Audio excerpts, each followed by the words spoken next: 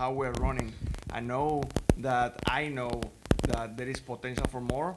That's very exciting. So I'm very, very happy where I am. I'm very happy over there with Trackhouse, the 99 team. I have an amazing team, and we're going to continue to fight. Obviously, I wish I was still in the playoffs fighting for a championship. It just wasn't in the cards for us, but we still have the speed and the everything, honestly, to give these guys a fight. So we're gonna continue to do that and close this season as strong as possible, so we can start building momentum already for next year. All right, we'll go over to your right, MRN. Daniel, you guys talked about the test here too, and with the new car, how much those tires drop off and how quickly are they dropping off here at this track, which obviously is going to push you more out to the outside wall. Yeah, very, very quickly. Honestly, probably the fastest I ever remember. The last time we were here, before the next gen car, we were in a high downforce package. So the last time we were here with a lower downforce package, it was a long time. And honestly, to my opinion, it feels, in the long run, it feels that way. It feels like you don't have any grip, but it's fun. That is gonna make the racing, I think, very, very fun. I think you guys are gonna enjoy that. I think we're gonna start the first 10 laps, and you guys are gonna see cars like bees everywhere, and slowly we're gonna be migrating to the top, just like we have always done, and see what happens. I think that in the long run, it's gonna be tough to pass. That's the reality, but it's been always that way here. So once everyone migrates to the top, it's gonna be tough to pass because everyone is gonna be running very, very close to the wall. But we see how it works. It's pretty free when you're running in the wall. So if you're too free, maybe you can run the wall. So there is gonna be a few options. There is a few things I have in my mind. We see how things play out. Bob Pockris. Bob Pockris, Fox Sports. With the penalties to Cole and Bubba the last couple of weeks, do you have, did NASCAR send a message to drivers, and B, did it change any of your perspective of what you might do, in order to help Ross, and or what you might do when thinking about retaliation? Honestly, it hasn't changed anything in the way I think or the way I do things, because in my opinion, both of those moves were extremely, extremely dumb, both of them. And both of them, I was going to be extremely surprised if they were not penalties. Like, before even those situations happen, I will never do something like that. I mean, not that clear. You have to be smarter.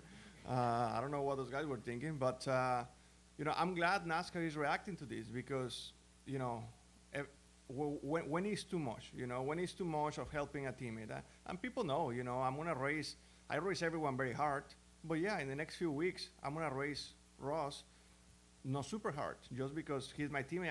I know what is ahead of him. I'm gonna keep racing him hard. I will never give up a win to help him. But definitely, my level of aggression to my teammate right now is gonna be a little bit lower. But I will never break to give up a position. I know the consequences of that. That's not professional. The same thing, wrecking somebody the way that it happened last week, it's not smart, especially with everything that is happening right now. So honestly, I'm glad that NASCAR stepped in and they were able to put everyone in their places because it was too much. All right, we'll go to the back over there. Hi, Daniel. Tim Reynolds of the Associated Press here in Miami. Is it only natural that when you come to South Florida, you just feel a little more comfortable? I mean, there's going to be quite a few people saying "vamos" in the stands and all those good things. Is it just? Do you feel an extra benefit when you come here? Do you feel some comforts of kind of like home? Yeah, definitely do. There is a lot of people talk to me in Spanish. I mean, everything starts, I would say, driving to a racetrack. If you turn the radio, you start flipping stations and everything is in Spanish. And then we get to a racetrack and most of the security people speak Spanish. So it just feels different. The energy they make me feel like home.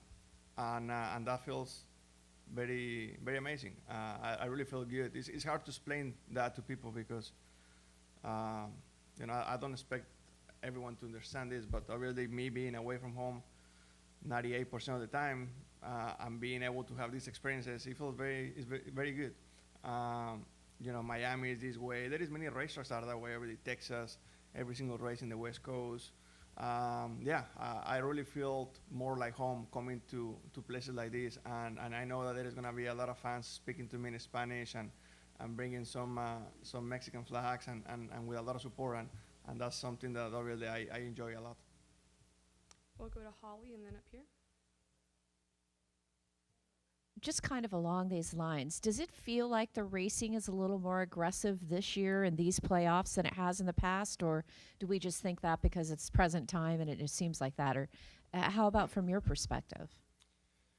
That's a very good question.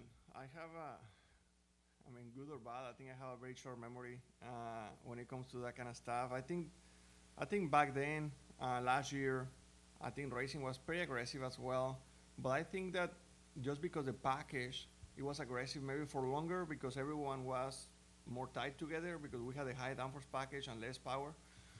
Right now, I feel like it's almost like a hybrid between the high downforce that we used to have and the low downforce that we used to have.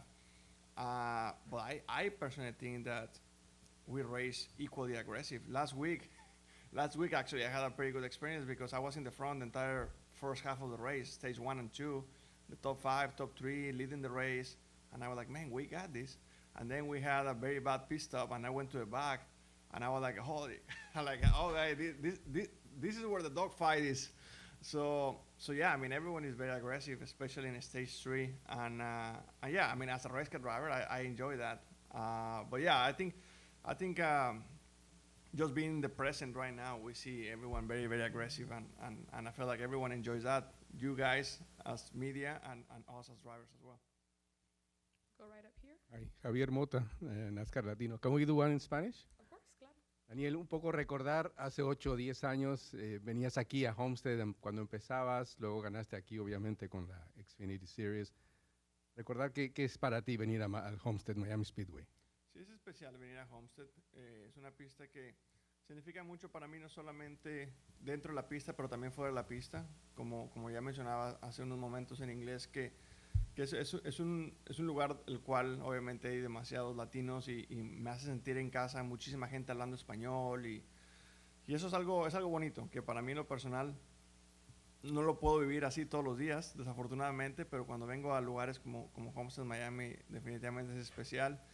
Y bueno, dentro de la pista es una pista muy divertida, una pista que tiene muchas opciones, una pista la cual ya ha tenido éxito en el pasado, como tú sabes, y bueno, ojalá que podamos mantener el momento que hemos tenido últimamente de velocidad y demás para poder, ojalá, poder pelear por esa victoria el día de mañana.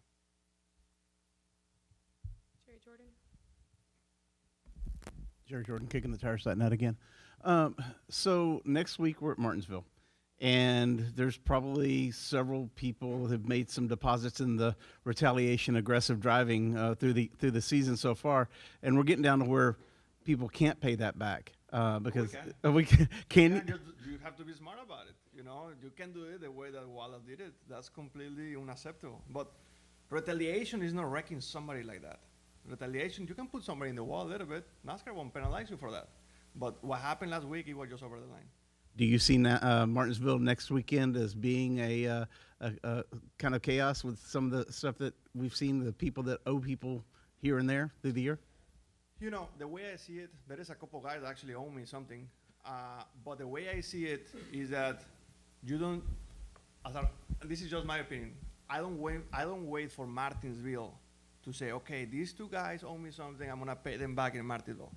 I don't think it works like that. The way I think it works, it just comes to you, If one day, that guy that did something to you, is close to you, and for some reason you're struggling, maybe that's the day that you are gonna give, that back. And again, it's not wrecking, it's just give that person a very, very impossible life, and maybe even put him in the wall a little bit, or remind him, hey, do you remember what happened a few months ago? It happens. I don't think that you wait for one racetrack to do those things. I think the moment just presents itself. All right. Thank you for joining us. Good luck this weekend. Thank you. Thank you, guys.